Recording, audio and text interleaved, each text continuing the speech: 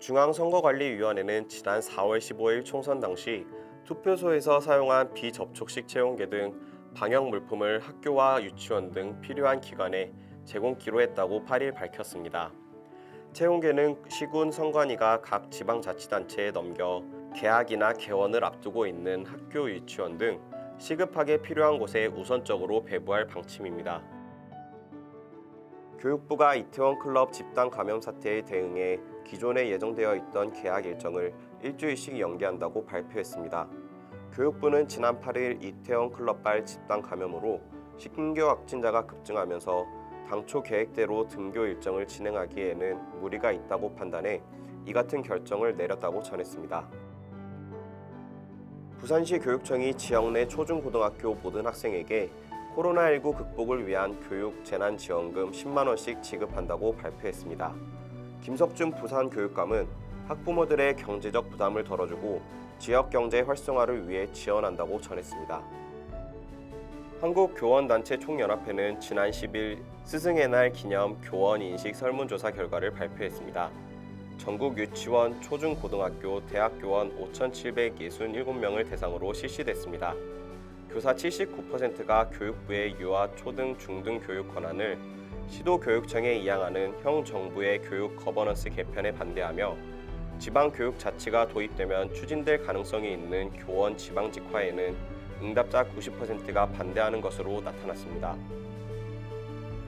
경북 김천시는 최근 리모델링한 작은 도서관 3곳이 새 단장을 마치고 도서 대출 서비스를 재개한다고 밝혔습니다. 8일부터 운영되는 작은 도서관은 아포읍 푸름찬, 신음동 달봉산, 교통 김산고을 등 3곳입니다. 지난해 문화체육관광부가 주관한 생활 SOC 작은 도서관 조성사업 공모에 선정돼 국비와 시비 3억 2천만 원을 들여 새롭게 단장했습니다. 최근 민식이법 시행으로 어린이 교통 안전의 중요성이 부각되고 있는 가운데 경기도가 집 앞에서 학교까지 안전한 어린이 통학로 조성을 위해 올해 12가지 추진과제를 설정하고 총 712억 원의 사업비를 투자하기로 했습니다. 전북 정읍시가 코로나19로 학교 급식이 중단됨에 따라 피해를 입은 농산물 생산 농가의 피해를 지원하고 학생들의 건강 증진과 학부모 부담 경감을 위한 학교 급식 친환경 농산물 꾸러미 공급 사업을 추진한다고 밝혔습니다. 시는 지역 내 유치원 및 초중고등학교, 특수학교 106개교, 재학생 1만 1,864명의 가정에 친환경 농산물 7종 세트 꾸러미를 지원할 예정입니다. 광주 지역 공사림 유치원과 초중고등학교, 특수학교 등 전체 502개 학교를 대상으로 지난 6일부터 8일까지 사흘간 군관 합동 특별 방역이 진행됐습니다. 광주시 교육청과 육군 31사단이 함께 벌인 특별 방역은 코로나19 확산을 막기 위한 사회적 거리두기 방침이 생활 속 거리두기로 전환되고 고3을 시작으로 순차적 등교 수업이 이뤄지는 데에 따른 사전 방역 차원에서 이뤄졌습니다.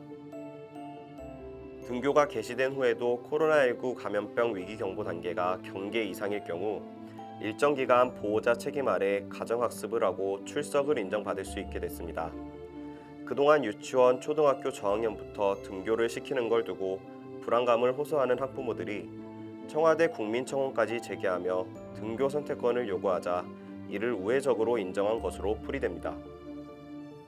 경남 창원교육지원청 영재교육원은 온 오프라인을 혼합한 입학식 첫 만남의 날 행사를 지난 9일 창원시 의창구 명도초등학교 등 6개 장소에서 진행했다고 밝혔습니다.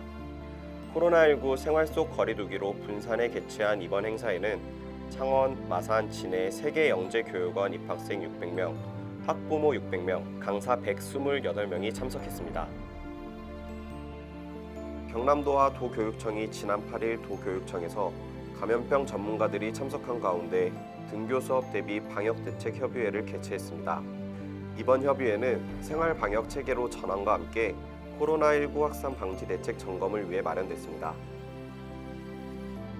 교육부는 지난 8일 한국형 원격교육 정책자문단 제3차 회의에서 원격교육 한 달 추진 경과 및 교원 학부모 설문조사 결과를 발표했습니다. 설문에 응한 교사 44%는 앞으로도 원격 수업을 활용하겠다고 응답한 것으로 조사되었으며 원격 수업을 하지 않겠다는 응답은 24%였습니다.